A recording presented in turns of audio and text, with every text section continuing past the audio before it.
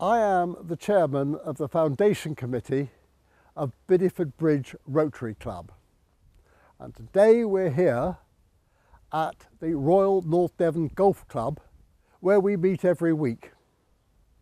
We had a guest speaker that told us about the problems of anaesthetic equipment, or the lack of it, in the developing countries. He shocked us by showing us pictures full of rooms of equipment that had been donated that was not working because of the conditions there. He told us there was a solution, and we decided that we wanted to do something about it, and this film is all about that.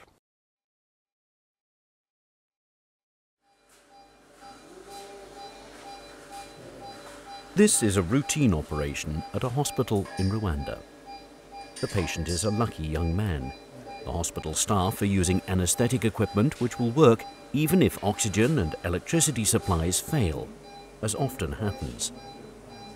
Thousands of people who need operations in countries like Rwanda aren't so fortunate. Many will die from relatively minor conditions. Many women will not survive complications during childbirth. The hospitals are often remote and difficult to get to. Up to 70% of medical equipment sent to developing countries fails to work or breaks down because the machines aren't suitable for the local conditions. Most of the machines until now have been designed for different environments to where they're going to end up in. Nobody seems to have thought that these people don't have oxygen and they may not have electricity, and they certainly don't have high-skilled engineers immediately available. The modern machines are so technically complicated that even in our own hospitals in Britain, the hospital engineer can't repair them and maintain them. We have to have specially highly skilled electronics engineers that are they're the only ones allowed to touch it. So the possibility of having such people in remote African hospitals is zero. Access to anaesthesia in the developing world is extremely limited, with women particularly badly affected. The figures are shocking. Every day in developing countries, enough women die in childbirth to fill a jumbo jet. In Sierra Leone, there is a 1 in 8 chance of dying in childbirth, compared to a 1 in 2,800 chance in developed countries. In Liberia, 1 in 5 children dies before the age of 5. Through its Breath of Life project, Bideford Bridge Rotary Club is determined to help reduce the widespread pain and suffering in the developing world caused by a lack of suitable anaesthetic equipment. We've already made a difference. The first machine we were able to supply was to South Sudan, a country so desperately in need of it, and we immediately got photographs back and reports of how well it was being used, and then subsequently learnt that they had managed to get a second machine which is doing so much good over there.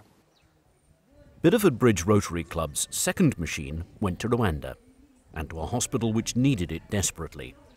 We were lucky enough to have locally a charity that supports a village in Rwanda that knew of the need and could help us make sure that the one we sent out there went to the right hospital so that it could save lives. This is an anaesthetic machine like the one sent to Sudan and Rwanda.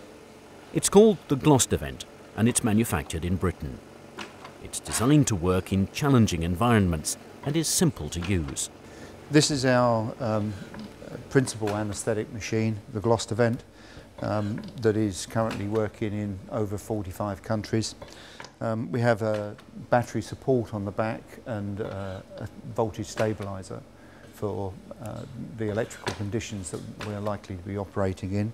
We have an oxygen concentrator in the bottom that takes atmospheric air and gives us medical oxygen and medical air. We have a gas-driven ventilator here for maintaining our patients' breathing during surgery and during recovery. And we have a vaporizer here that contains an inhalational agent to keep our patients asleep during surgery. Well, when we first heard of the Gloucester event, of course, we wanted to know more about it. We were shown research projects and their papers which outlined and detailed all the difficulties of providing anaesthesia in the developing countries.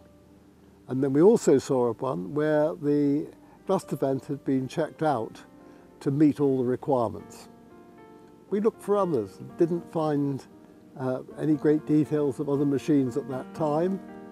And at the moment, even though we've heard of more machines coming onto the market, we are still convinced it's the best machine for the job.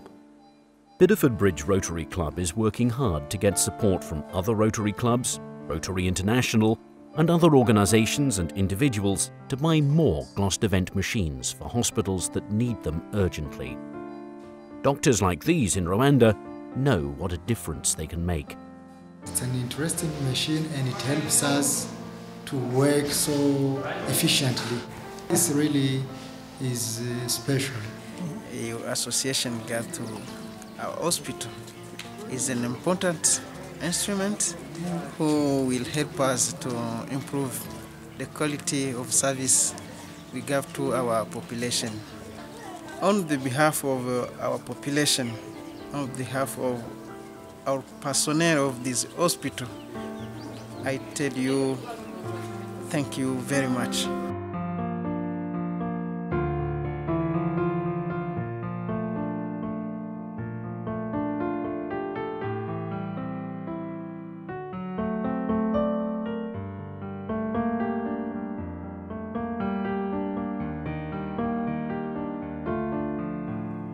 You've heard how we've been able to supply machines ourselves and persuade others to do so.